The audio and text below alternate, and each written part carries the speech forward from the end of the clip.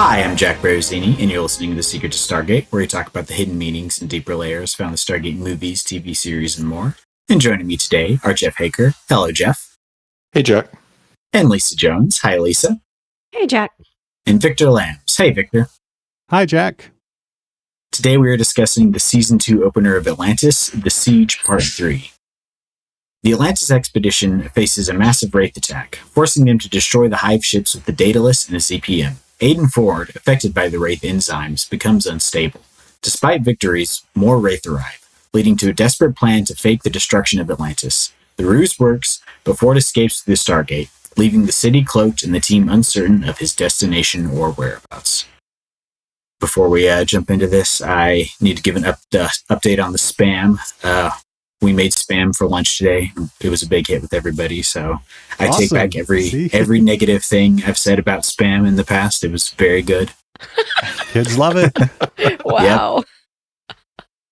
Because I think my wife has had spam because she used to live in Hawaii, but no one else in the family has, so we just fried it up, put it on some bread like sandwiches, and it was good.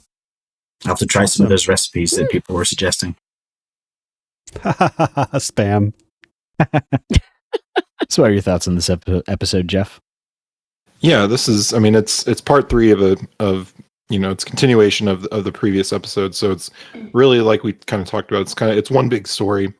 But the conclusion to it was just a lot of fun. And the Daedalus is really cool. It's maybe my favorite Stargate ship that we see. And we'll get to see more Daedalus class ships in the rest of SG1. And I think maybe another 1 or 2 in Atlantis at some point.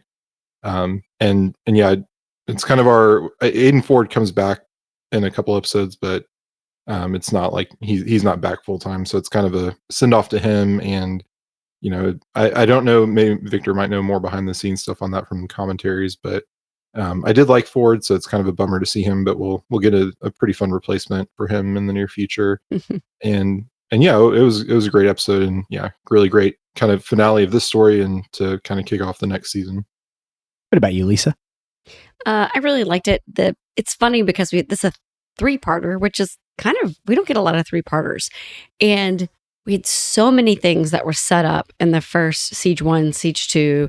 And I guess you go into it thinking it's going to be one continuous long story, but they just keep resolving things and creating new things. Mm-hmm. So, I mean, you think about what happened to Lieutenant Ford, that could have been its own episode, all on its own. And it's mixed in the middle of all of this. The Daedalus arriving, which again, could have been its own complete episode. So I felt like it just kept you on your toes, and it just set a tone for what this season 2 is going to look like. It's not going to be calm. We're just going to keep running at a very fast pace, which I like. What about you, Victor? Yeah, I just have to echo, everything that's been said so far. There's a lot going on in this episode, and it's all handled very well. They have to tie up, all the threads from the Siege Part 1 and 2, as well as, put us on a trajectory into season 2 of Stargate Atlantis. So, and it's done like very well. There's even time for action set pieces in this. We get some really cool action as well.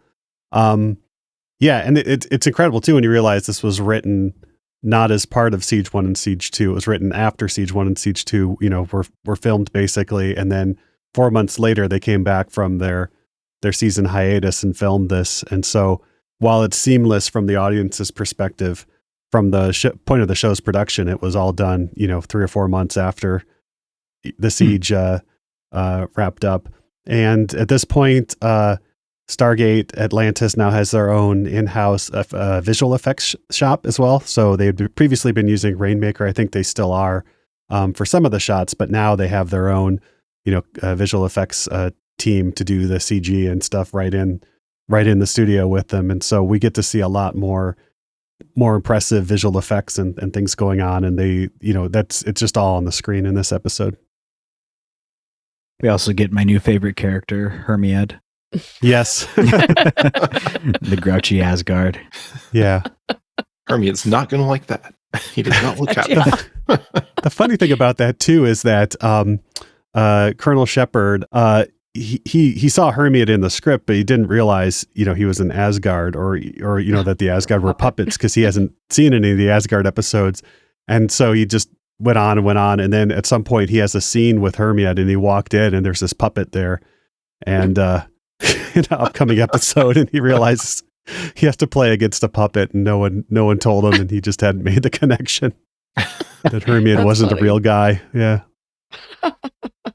I just like that Novak looked more upset than Hermia did, because Asgards don't show a lot of emotions, so she's like, he's gonna be really upset, and then he says one little phrase, and then you're like, okay, that was really upset, and he did it anyway. Okay. I just like him cursing and talking under his breath, grumbling the whole time. Yeah. That's funny that he had no idea that it was going to be a puppet.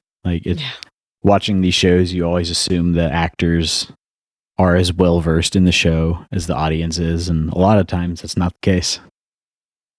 Yeah, I mean, you read the script, but if you're not on the call sheet for that day to be, on set when everybody else is doing their Daedalus scenes with Hermione, you wouldn't necessarily know it until it's your turn. Yeah. He's not voiced by Michael Shanks, so. No, someone else, Trevor Duvall. Yeah. Yeah, it's we get a nice quick wrap up to the cliffhanger. Yes. Shepard gets beamed out pretty much instantly. We get to see the Daedalus come in, which is awesome. And the way the Daedalus is set up and all the scenes was very, very Star Trek, but it was like realistic Star Trek. Like Star Trek if the military actually did it, which I thought was cool. Yeah, and it's kind of even like more realistic than what they did on Enterprise, in terms of how the ship. I mean, Enterprise was trying to go for the same sort of thing, and that's a few years before, the Daedalus and the Prometheus even. But yeah, it just looks really, really good. Except, at one point they're in a space battle, and one of the pipes breaks and steam starts coming out, and apparently the writer of the episode and the director of the episode were kind of didn't see eye to eye on that, because why would the ship be running on steam? But well, at least they didn't have any rocks exploding out of the consoles. No rocks exploding out of the panels, but still steam powered starship there, but it's pretty effective. I think pressurized coolant. There you go. Yeah. And we get Mitch Pileggi as the commander of the ship, as Stephen Caldwell. I know him from X-Files, where he plays Skinner, so it's fun to see him. Yeah. Apparently, at the end of the season, and we'll see more of the Daedalus, he came up to the show's writers, Mitch Pileggi did, and said, I don't want to be that guy, but can the Daedalus actually win a fight for once? Because they kind of do the Worf thing where, like, the Daedalus is the most powerful ship, right? And then to show how powerful the enemy is, they keep, cutting the legs out from under the Daedalus and having it getting beaten up and having to have repairs and, steam pipes bursting all the time. Or computer viruses, as we'll see in the next episode. I guess it was nice that they didn't just come in and be able to save everything. Like shoot all the, take care of all the hive ships and get rid of the hive ships, all at one time. Yeah. That wouldn't be realistic. That wouldn't be any fun. Yeah, it took out several of them. I can't remember if it was like they said there were like 9 of them or something like that in that fleet, and they took out like 3 or 4, I think. Mm-hmm. I think so. Yeah, and you also get a sense of how big Atlantis is too, because they said they're going to land the Daedalus on Atlantis, and I mean, you haven't really gotten a sense other than things are far, because when Shepard was running from one thing to the other in the storm. But it's like this, you can land a ship like this on Atlantis and there's still room. So it really gives you kind of the sense of the scale of Atlantis that I don't know that they've really shown before. Well, they've talked about it being like much larger than New York City or something like that. But you don't really, how do you see it? Because when you see it, when they show it to you from the air, you don't really, I don't know. Like you can see it behind Victor. Like you can't really get the size of it. Yeah, and they have transporters, so getting around is usually not too much of an issue. So you don't lose, like, I've got to take the taxi up to the control tower or whatever. Oh, except for when they've got to go shut something down. And like, remember Yeah, that when there's episode no where power. they had, like Shepard had to run, what was it, like 2 miles or something away? And Yeah. that was funny. Yeah. Apparently, it has the same. It's people have estimated it to be 4 kilometers wide, about the same size as Manhattan. Yeah, it's pretty big. I think they do refer to it as the size of Manhattan, either on the commentaries or in the show. But yeah, so we keep getting the tension, ratcheted up here at the last minute. As you mentioned, Shepard is beamed out of the puddle jumper, so we lose a puddle jumper and a Janai nuke to take out the first, or the second Hive ship there. And we get to see the Space Marines beam down with the ZPM, which is really cool. Only now, Rodney has to run down to where they plug in the ZPM. Again, who knows how far away that is, but he has to do that. And we get some great Rodney moments here where he's like, you have to remember, you're here to protect me, and he corrects it to the ZPM, but it's really the same thing. When his I love the part where when his guards get taken out, he pulls out the gun. He's going to be the hero. He points at him to shoot, and then the clip just falls out the bottom. Yeah, and David Hewitt on the commentary, people had a lot of problem with that because pistols in general and the M9 is designed that you can't hit the magazine release accidentally unless you're trying to. You have to like really twist your grip to get your thumb up onto the magazine release. And so it was a comedic moment, but it's just not really plausible that Rodney or anybody would actually do that. Although, Rodney would find a way. Yeah. Years and years ago, I went shooting with some friends, and it was one of our friends who's like really, really into guns and knows everything about them. And then me and another guy, and he had, I don't know what kind of gun it was. It was a powerful handgun. But my friend took it to shoot at the target, and he, holds it and is trying to pull the trigger, and the clip just fell out of the bottom. So I've seen this actually happen in real life. Yeah, I guess so. And also, if you don't have it seated, properly, it can drop out too. But yeah, so yeah, we do get some really good running around scenes. And one thing that they do on this episode, and this was a conscious choice by Martin Wood, the director, was, it's so much is happening and they can't stop the momentum that even in the scenes where they're standing around and talking and giving some exposition, he had to keep the camera moving. And so they have like they were able to bring over, either for this episode or for the whole season, the Steadicam operator that they used for all of SG1. So the one who did all those really impressive like single shot takes and stuff. Mm-hmm. So they were able to sort of poach him from SG1 and use him on this episode. And so the camera, like if you watch this, it doesn't stop moving. It's always like the camera's always moving in this episode to keep the action going, even when there's really no action happening on the screen. And nowadays what they do is they just film the shot and then they like digitally like put like handheld, motion in after the fact, and it looks really bad. But here it actually looks like, if you watch like Star Trek Picard, the third season, the camera's like always moving, but it's not natural, like handheld camera shake. It's like they digitally, you could tell that there's an algorithm and it's kind of just moving the frame around, and it's like looks really bad. But here it looks really good, and they do some really cool shots with this one too. For example, although it wasn't directed by Martin Wood, Peter DeLuise directed the sequence where Rodney's escort is ambushed by the Wraith, and they do that single shot of the two of them getting taken out, and Rodney almost getting taken out before Taylor shows up and rescues him too. So that's pretty cool. Yeah. It's a really, there's a lot of action happening in this episode, and it's really exciting. And it was in this episode that did we see Ford fall into the ocean in the previous episode, or it was in this episode? It was I thought it was in the last, but yeah, it's because it ends where they're like the Wraith are like surrounding them right there, and and I think we saw the explosion, but we didn't see him fall. Right. In Siege 2. Yeah, we didn't see the grenade until this episode because the writer, Martin Garrow, saw, what Martin Wood had done. Like Ford was completely surrounded by Wraith from both sides, and that's not how he had imagined it.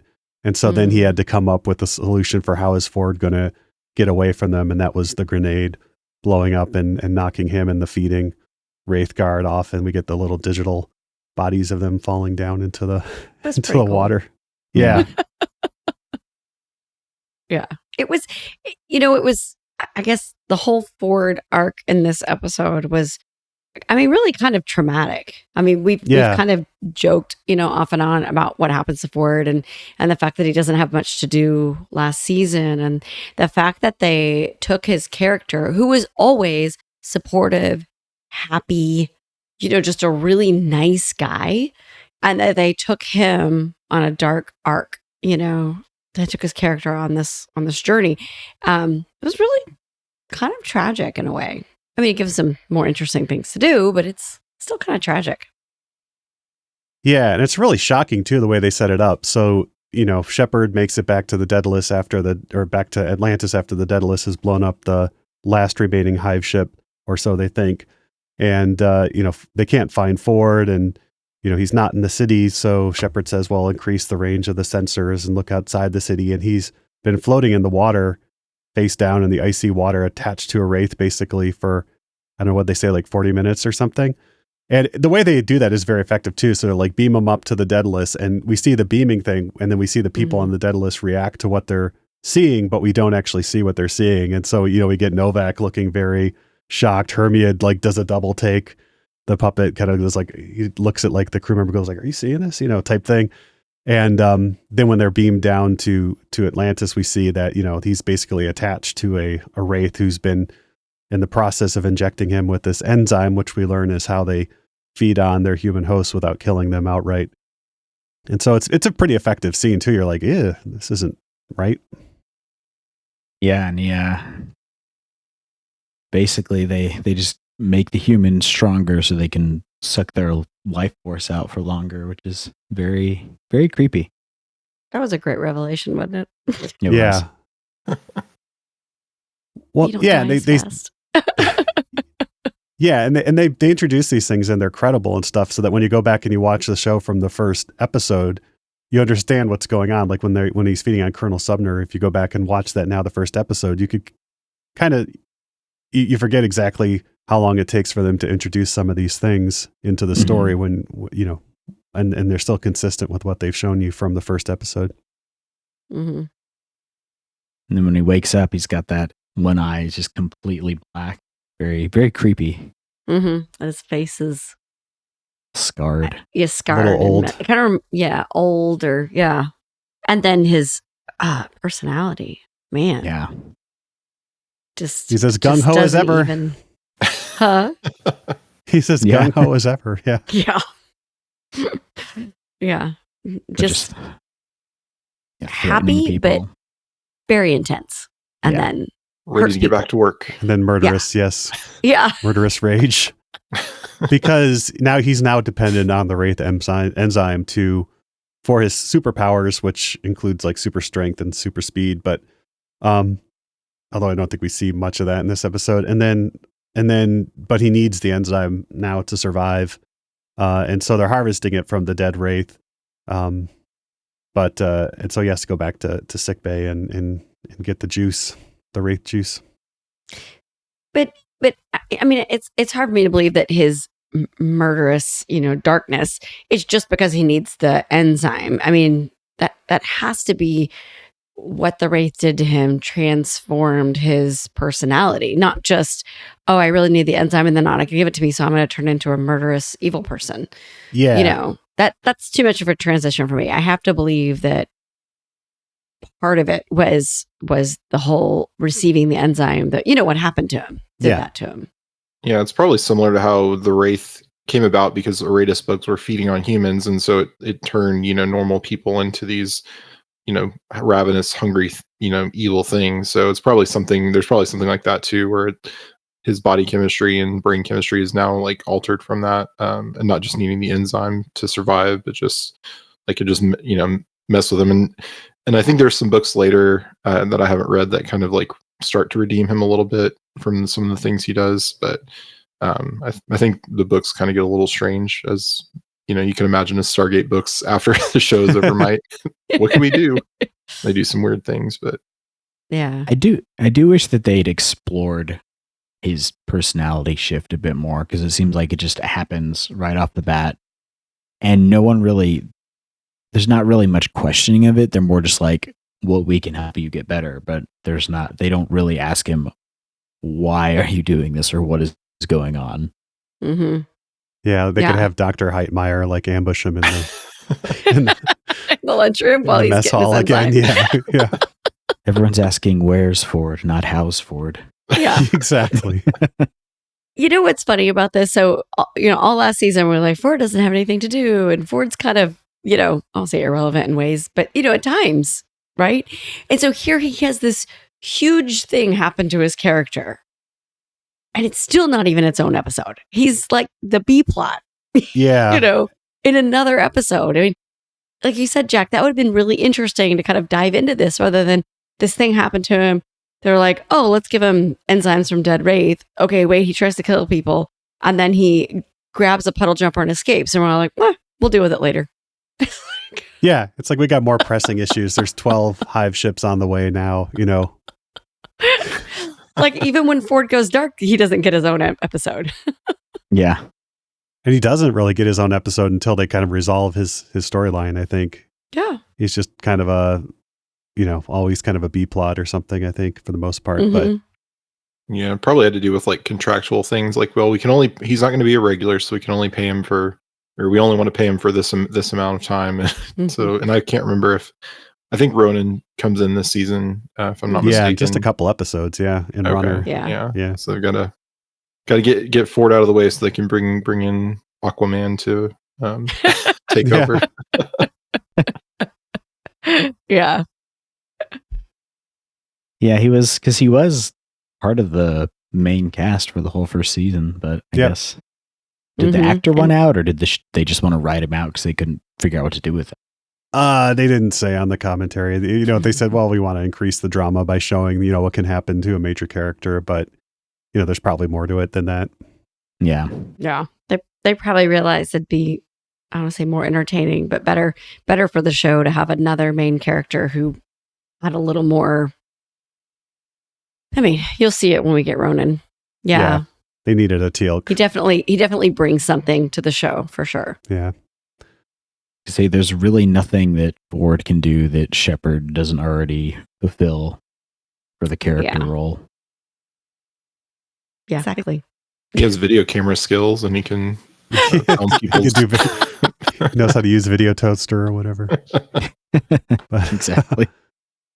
But so we finally get our shields up in a very exciting, the battle with the Wraith is, hive ships are destroyed, but the Wraith launch a last-ditch suicide kamikaze attack by the darts on the city, which will basically destroy it, and Rodney's able to get the ZPM installed, like literally just in the nick of time. So we get a cool shot of the shield coming up just as the puddle jumpers hit it, and the day is saved.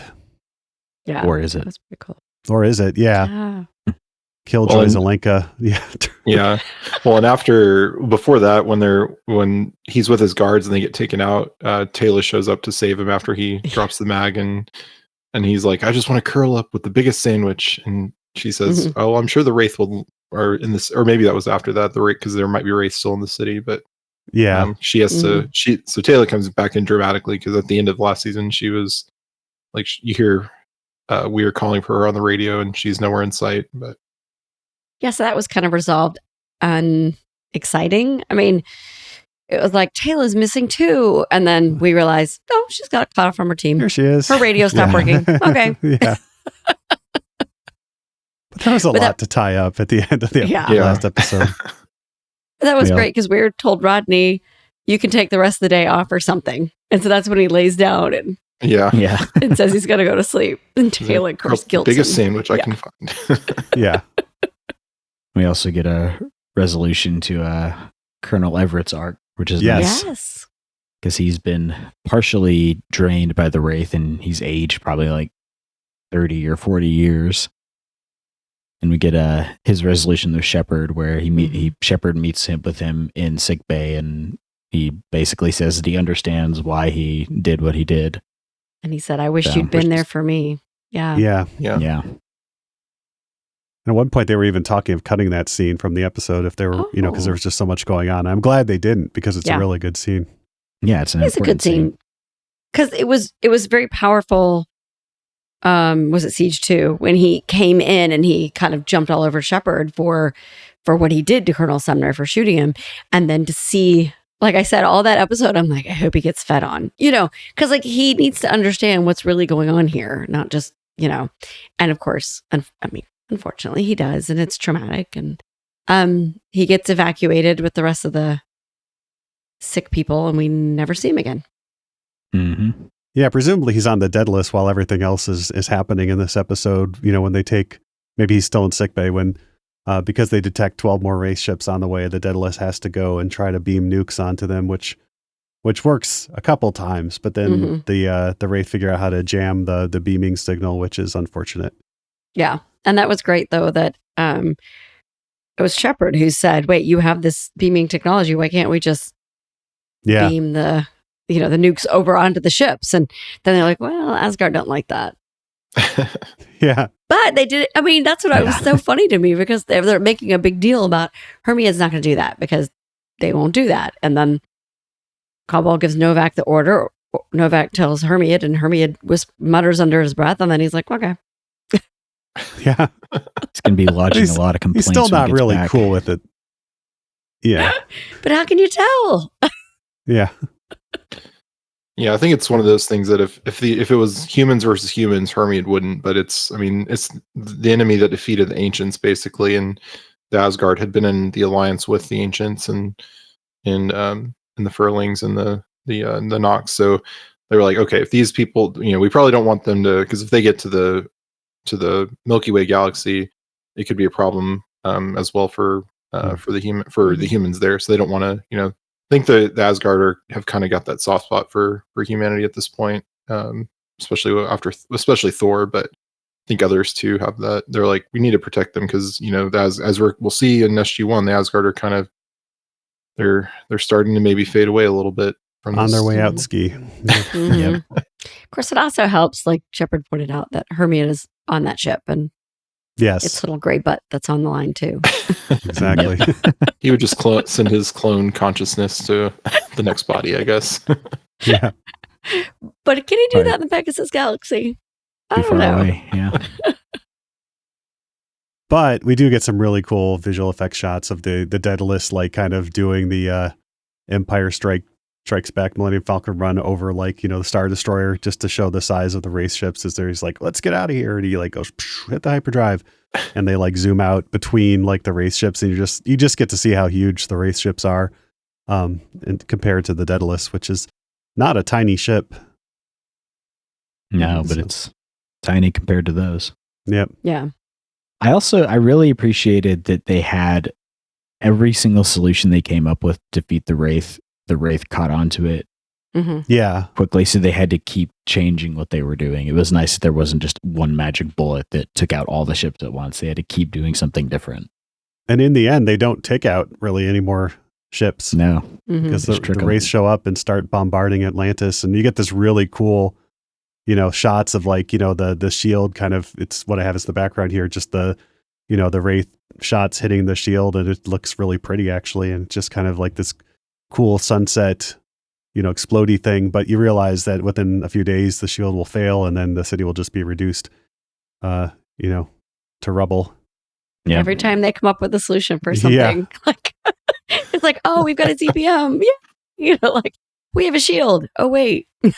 Yeah, it's nice that the ZPM isn't the magic bullet that will solve everything forever. Yeah. Like, I mean, they need them and they'll use them throughout the series, but it's not like, oh, we have enough ZPMs that we'll never, we can do whatever we want, never have to face the Wraith or worry about them again. They leave it as, while we're safe for now, and this helps us. It's not the the end all be all of the Wraith. We got to come up with a new solution, and it's not to sink the city.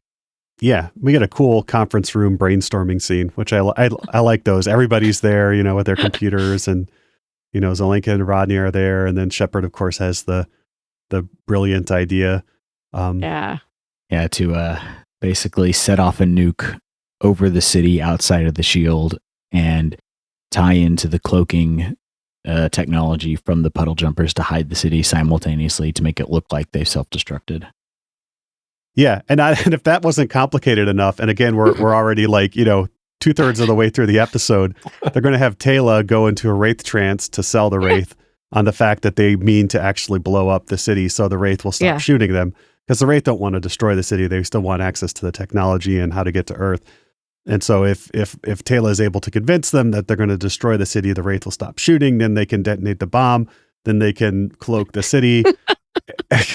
And we get this really funny thing when they're discussing it, and David Hewitt as Rodney goes like, and if my calculations are correct, and then he just does this like little like take to the camera, like of course they're correct, and then goes on with his plan. You know, it's just such a really good moment. But it's a fairly decent plan, because otherwise, I mean, how are they going to get out of this? I love when Weir asks them, Zelenka and McKay, their estimate for how long it's going to take to tie into the cloaking technology. And they both reply at once. And Zelenka says a week and McKay says a couple hours. And Weir says, I'll take that second estimate. And then McKay says to Zelenka, what are you, in a union?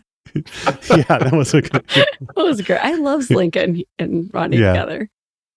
Yeah, I love the solution. I love that Shepard comes in with this crazy out of the box thing, and then you just see, you know, like Rodney's eyes light up like, oh, we could totally do that. Let's go do it. It's a great way to offer a solution rather than, like you said, the ZPM takes care of everything. Mm-hmm. And it's funny they do that, because I feel like this whole season, the goal has been get a ZPM, and now we have a ZPM, and it's not the last thing they'll need. Mm-hmm. You can't always get what you want. And then you're at the end of the episode and you're still holding your breath. Sometimes you get what you need. His whole episode has been one thing after another, and you're like, now what? Is it going to work? Yeah, I actually watched all three back to back because I kept getting to the end of the different parts. I was like, okay, I've got to keep going because I got to know what happens. And they just keep building it up. Yeah. And then when we get to actually see the nuke effect, it looks really good. I mean, it's a really good mushroom cloud. Like, it looks, I mean, they do that very, very well, you know, blowing up over the city. Had a good special effects budget in this episode. It wasn't the stock footage nuclear like Bikini Atoll testing they use in SpongeBob. Yeah, like every movie. And then they get the cloak up, and Rodney's whispering, and Weir asks him, like, why are you whispering? That was great. I mean, even though I've seen it like three or four times now, it's a genuinely suspenseful moment, because you're like, you know, any little, it's from watching submarine movies, you're thinking like, you know, any noise will give away that they're still there.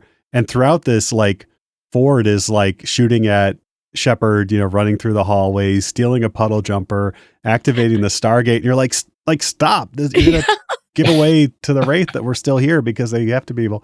But fortunately, the you know, background radiation from the nuke must be blocking their sensors and stuff. But right. Yeah. Mm-hmm. Yeah. That was, I just love that suspenseful moment. And then the, you know, the puddle jumper and all the things. And you're like, now what? Now what? But I like that they called out the whispering, because that made me think of the episode Balance of Terror from the original series of Star Trek, which is otherwise a great episode, but they have this sequence where they're having to be very quiet on the Enterprise so the Romulans don't hear them. They're in the vacuum of space. It's like, what? Yeah. Now, my one question, was Ford able to fly a puddle jumper before this? No, he's not actually flying the puddle jumper.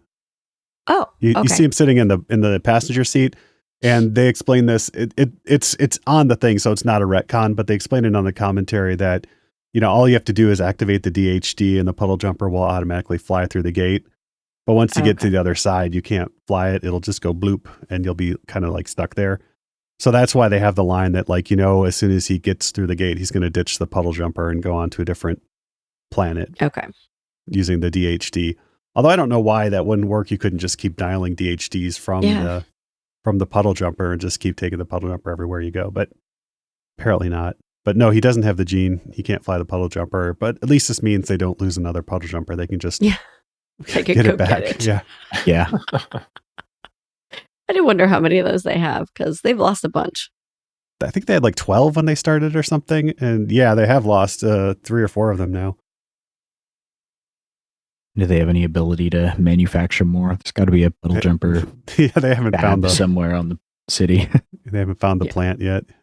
Can't remember if they find more jumpers later in the series, because they find other Atlantis Cities, yeah. or ancient spaceships, in cities and stuff. So I can't remember if they come away with more jumpers from those or Well, not. a city that large, you would think they'd have more than one jumper bay, right? That's true. Yeah.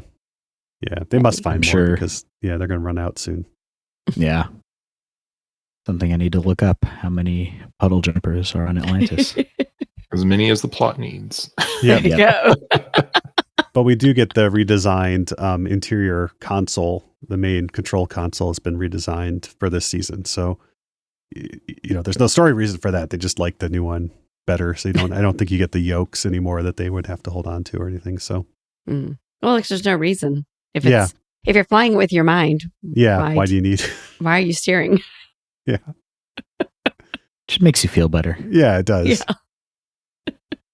It's like when they used to have like those little steering wheels that suction cups or hung on the back of the front seat for your kids to pretend that they were driving to.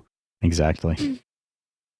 Yeah. According to this estimate I found, Atlantis had at most between 20 and 30 puddle jumpers with several. I guess there's 2 bays they find on the city, and then some they found on different cities and different ships. So, like you said, Jeff, as many as they needed. Yeah. Exactly. Awesome. But so Ford escapes with the Wraith juice, and the Wraith ships themselves, I guess they're not very persistent. They don't even bother to see if there's anything left. They're just like, well, we better skedaddle. We're getting hungry. Well, I think they did say they were going to throw in some debris around where the city would have been. They can kind of, trick them into that. And with the cloak and then the nuke, they wouldn't have a real reason to suspect, because they probably couldn't imagine that they could cloak the city like that. So, right. Which really, if you think about it, I mean, even though we've seen, further, but it sets up a really interesting dilemma, because they've got to keep up the farce that the city is destroyed. So it's between Rodney and Shepard, who's going to be able to keep their mouths shut that they're from Atlantis. Oh, yeah, that's right. Because they both, like to do a little too much talking about it when they meet pretty women. Yep. Loose lips. But they do have to keep the secret, because the Wraith will find out and come get them. Yeah. Well, and they do solve that eventually too, when they. Yeah, and I did like they had a line in there, because my son asked me, it's like, well, wouldn't the Wraith see that like where the water was scooped out a little bit where the city was? Right. And they do have a line in there about how they're going to do the volumetric algorithm to make it look, the cloak actually makes it look like, the water's there and the city isn't still sitting on it. Because, otherwise you get that whole invisible thing where why is the carpet compressed where the person's feet are, type thing. But that was going to be the next thing I was going to say, is why can't you see the water displacement of the invisible city? So I like when how they're brainstorming. When they're brainstorming, they have a line in there about how they're going to reprogram the cloak to account for that. I kind of wonder if that's something that the writers initially were like, oh, we've got to account for that. Or if it's one of those, they wrote the script, then they're passing it by someone else, and someone else is like, and then they have to go back in and write that line, because they know they're going to get that comment. This is what happens when you write a show that a bunch of nerds watch. Well, yeah. You got to run it by some nerds. Yeah. Martin Garrow writes the episodes, and then he gives them to Brad Wright. On this show, I think Robert C. Cooper looks at them too, but on this one, it was Brad Wright reviews it and kind of does a pass as well. Just and some of the best lines are ones that Brad Wright adds in, and I think that's Brad Wright catches a lot of this, or else they have the fabled how come room where they have to go and say, well, how come the Wraith can't see the indent of the city sitting on the water? And they're like, oh, okay, we'll just write in a line about why they can't. Nice. Yeah, I missed that line, so I'm glad they caught that. It's very subtle, and it's while they're doing the brainstorming, and it was only the second time I think through that I caught it. It's for nitpickers like me. So I appreciate that.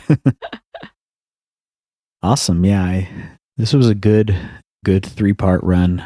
Kind of sad that it's over, but I'm excited to see what we have next in the second season, and I'm looking forward to Ronin Dex coming on. Yep. Awesome. Y'all have any other thoughts on the episode? No, we did have some alternate languages here as well. In French this time we get Sous le feu de l'ennemi, or Under the Enemy's Fire. Sorry about that, French people.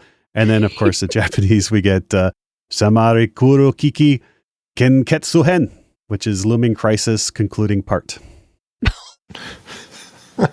So it's the concluding part of the Looming Crisis. Yeah. Looming Crisis Concluding Part. I think I love that as a title. title. I want a t-shirt that says that. That's awesome. Kenketsu Hen. Yeah. Huh. There you go. So I'm That's guessing amazing. Siege Part 2 was Looming was, Crisis the middle? I think it was like second part or something. Yeah. Yeah. The meat of the sandwich, as it were. Yeah. Oh, now I'm hungry Nice. for sandwiches. Or spam. There's spam. Yeah. I think I'll go down and pop a 10, as they say in the spam community. I was at the grocery store Spam this heads. morning on the spam aisle, and I saw it all sitting there, and I should have taken a picture for you because Yeah. I was sitting there looking at it. I didn't see pumpkin spam. What'd you No, say, no. pumpkin spice spam or something? I didn't see don't that. know about that, but we had like there's like the maple syrup flavored spam Yeah. for breakfast, and hickory spam for putting in chili, I guess. And I'm good. Well, I've been newly converted, so I'm going to have to Yeah. try out all these different varieties. Speaking of spam, we do have some feedback. Oh, Goat wonderful. Is my name. Commented on our episode on Threads saying, "I'm no lady, but I adore Pete. He's somebody I could befriend. And if he was single, I'd introduce him to my sister. So basically, I identify with Mark Carter in the Stargate world." He also says, "Spam, pickles, and snake juice is the fastest weight loss diet that I've ever tried. There's video instructions that are very funny, and if you like being insulted about your weight, they're good to watch." So There you go. there we go. I had to look up what snake juice was Yeah, because what is snake juice? Yeah. apparently it's like an electrolyte replacement shake. Oh. Oh, okay. I've only heard snake juice in the context of Parks and Recreation. It's like the very strong liquor that they sell at their nightclub that ends up failing. So, Okay. but yeah, so I am a newly converted spam fan. So if you have any other fun Excellent. recipes, send them our way. I guess Yeah. spam is kind of our unofficial mascot now. It is. Yeah. Can we Yeah. get a We'll have sponsor to. from spam? I did notice as I was taking it out of the tin, it's very, could probably carve it. So I feel like I need to carve like a Stargate out of spam, a la Close Encounters of the Third Kind. Yeah. Oh my gosh. Get little cookie cutters of the SG1 crew and make little spam cutouts and And this is yeah. this is where you put in a plug for the Discord channel because you're like, come visit me over at Discord where I'm going to post pictures of my spam creations. My little Start Exactly, a food yeah. blog. Spamgate one. Yeah. Yeah. You could make a puddle jumper. Yeah. I think this is a good. We need to run these spam cookie cutter ideas by Dom. It's a good merch idea. Yeah. There you I'll take a stab at 3D printing some and see how they turn out. Now, I guess depending on how that goes over, this could be our last episode of the show. It could be. Yeah. go. We're forbidden to talk about spam anymore. It's banned. Before we go, we'd like to take a moment to thank our patrons who make it possible for us to talk about spam, including Peter N., Donald S., Mike D., Craig S., Dominic M., and Jeff H. Their generous donations at sqpn.com/give make it possible for us to continue The Secret to Stargate and all the shows at StarQuest, and you can join them by visiting sqpn.com/give. And be sure to follow the show on Apple Podcasts, TuneIn, Spotify, iHeartRadio, and you can find the video versions at youtube.com/StarQuestMedia. To find previous episodes of Secret to Stargate and to send us feedback, please visit sqpn.com/Stargate. And you can email us at stargate@sqpn.com and follow StarQuest on social media at facebook.com or on X at SQPN. You can also check out our Discord at sqpn.com/Discord, where I may or may not be posting pictures of my Stargate spam creations. So look for them there. And we'll be back next time when we'll be discussing the next episode of SG-1, Avalon. Until then, Jeff Haeker, thank you for joining us and sharing the secrets of Stargate. Thanks, Jack. And Lisa Jones, thank you as well. Thanks, Jack. And Victor Lambs, thank you too. Thanks, Jack, and I can't help but thinking you're just trying to determine the point at which I completely snap. Okay, snap. That's it. You all happy now? Sure, it has something to do with all the spam talk. Yes. And once again, I'm Jack Baruzzini. Thank you for listening to Secrets of Stargate on StarQuest. Anyway, I'm sorry, but that just happens to be how I feel about it. What do you think?